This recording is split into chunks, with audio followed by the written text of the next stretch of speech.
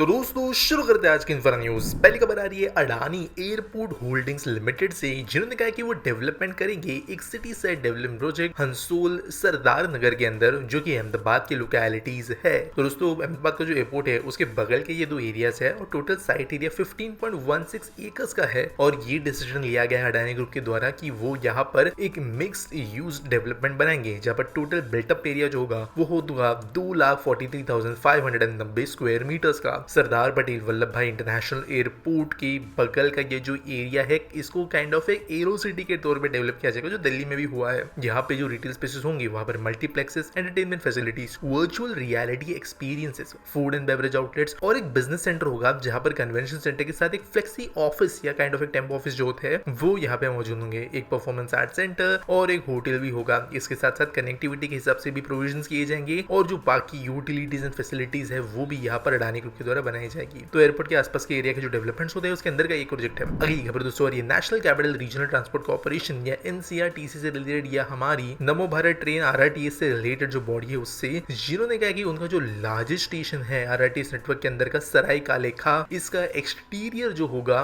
वो होगा shades of peacock के अंदर, जो कि ब्लू एंड बीच कलर में बनाया जाएगा। तो सर सराय काले खा के बारे में जो लोग दिल्ली आसपास के हैं वो लोग जानते ही होंगे। बहुत बड़ा बस टर्मिनल है, यहाँ पे रेलवे स्टेशन पास में है, काइंड ऑफ एक ट्रांसपोर्टेशन हब की तरह ये है। इसके लिए यहाँ पर जो आरआरटीएस स्टेशन भी बनेगा उसके ऊपर लोड सबसे ज्यादा होने वाला है पहले नेटवर्क में। तो इसके हिसाब से यहाँ पर ये मोनोक्रोमैटिक ब्लू शीट्स का इस्तेमाल करेंगे और पॉलीकार्बोनेट शीट्स का यहाँ पर इस्तेमाल किया जाएगा लाइट इफेक्ट देने के लिए। इसका एग्जैक्ट मतलब क्या है ये स्टेशन होने के बाद में समझ में आएगा, लेकिन अगर हम आरआरटीएस के बाकी स्टेशन को देखें तो ये अच्छे से बनाए गए हैं, ब्यूटीफुली बनाए गए हैं। मैंने वीडियो जब कवर किया भी था आरआरटीएस का जाकर, तब मैंने ये भी बताया था कि स्टेशन कंपैरेटिवली बहुत बड़े हैं मेट्रो से, और ये जो सरायकाली का स्टेशन है उनके अंदर का भी सबसे बड़ा है। तो यहाँ पर ऑब्वियसली इसकी लुक को ज्यादा बेहतर बनाने की जरूरत है। अगली खबर दोस्तों, ये नम्मा मेट्रो या बेंगलुरु मेट्रो से रिलेटेड, जहां पर टनल बोरिंग मशीन तुंग एक न्यू टनलिंग रिकॉर्ड सेट कर चुकी है। तो यहाँ पर जुलाई के महीने में इस टनल बोरिंग मशीन ने 308 मीटर बोर किया है। तो इसके पहले का जो रिकॉर्ड था वो था 273 मीटर का, और टीबीएम ऊर्जा ने ये किया था मई 2022 में। तो ये वैसे बेंगलुरु मेट्रो के ही रिकॉर्ड्स है, और नम्मा मेट्रो के अंदर यहाँ पर ये रिकॉर्ड सेट होने की वजह से अभी जो तेजी से काम हो रहा है टनलिंग के लिए वो हमें दिख रहा है, और इसका जैसे उम्मीद है कि जो कई सारी मेट्रो लाइंस बन रही है बेंगलुरु में मेट्रो की, वो और तेजी से कंप्लीट हो पाएगी। अगली खबर दोस्तों जो आ रही है वो है मिर्जापुर बाईपास से रिलेटेड और गंगा ब्रिज से कंस्ट्रक्शन से रिलेटेड, जहां पर 8 बिडर्स सामने आए हैं अपने ऑफर्स को लेकर। तो अगर यहाँ पे बिडर्स की बात करें तो वो है Dilip Buildcon, Dinesh Chandra, R Agarwal Infracon, GR infra projects, MG contractors, PNC Infratech,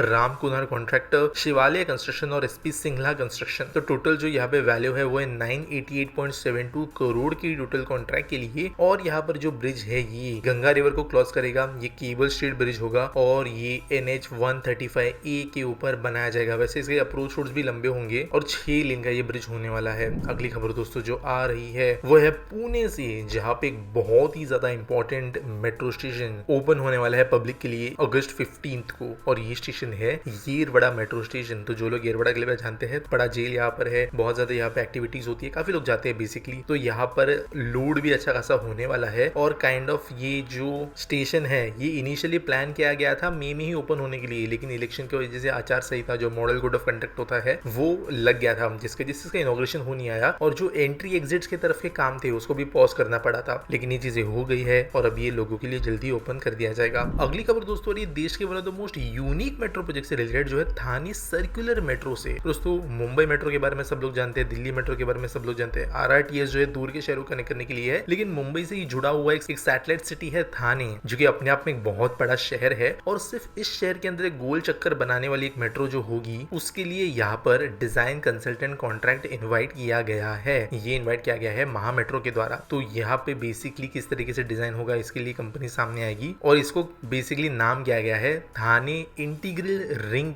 metro project. और यहाँ पर बेसिकली 6 स्टेशन होंगे, जहाँ पर डॉक्टर काशीनाथ घनेकर नाट्यगृह, मानपाड़ा, डोंगरीपाड़ा, विजयनगरी, वाघबील और वाटरफ्रंट इन नाम से प्रोजेक्ट्स होंगे, और एक लूप बनाएंगे ये शहर के आसपास। वैसे दोस्तों ये फेज 1 का ही मैं बात कर रहा हूँ। टोटल जो पूरा का पूरा प्रोजेक्ट होगा उसमें 20 स्टेशन होंगे, 20 एलिवेटेड, 2 अंडरग्राउंड, और 32.2 किलोमीटर का ये टोटल होगा जब बनेगा तब। और ये सेंट्रल रेलवे के थाने स्टेशन से भी कनेक्शन देगा, जो कि एक्चुअली बहुत जरूरी है। अगली खबर दोस्तों जो आ रही है वो है भुवनेश्वर मेट्रो पैकेज BBC 05 से रिलेटेड, जहाँ पर कॉन्ट्रैक्ट दिया गया है सीगाल को। तो दोस्तों ये भी एक कंस्ट्रक्शन कंपनी है और बेसिकली ये जो पैकेज है वो त्रिशूला स्क्वायर से लेकर बीजू पटनायक एयरपोर्ट तक बनाया जा रहा है। 20 एलिवेटेड स्टेशन यहाँ पर होंगे और 10.97 किलोमीटर का ये पैकेज है। ये KIIT स्क्वायर इन जैसे इंपॉर्टेंट एरियाज को भी कनेक्ट करता है, साथ साथ रघुनाथपुर, नंदन Kanan zoological park, Burang station, फुला पोखारी इन जैसे एरियाज को भी कनेक्ट करता है। यहाँ पर 10 बिडर्स वैसे आए थे लेकिन ये कंपनी जीती है। आज का आस्पिटी सवाल के बारे में बात करें तो प्रियांशु मुस्रा पूछते हैं, sir why Indore is not so economically prosperous as Pune और Bangalore because it is growing rapidly in so many years in MP specially in IT field but couldn't compete to these cities. तो देखो यार, ऐसा नहीं होता है कि कोई शहर जो है अगर पीछे है तो हमेशा पीछे रहेगा। बेंगलुरु भी 1990s के पहले एक Tier 2 Tier 3 सिटी के नाम से ही था। बेंगलुरु को इनफैक्ट एक रिटायरमेंट सिटी के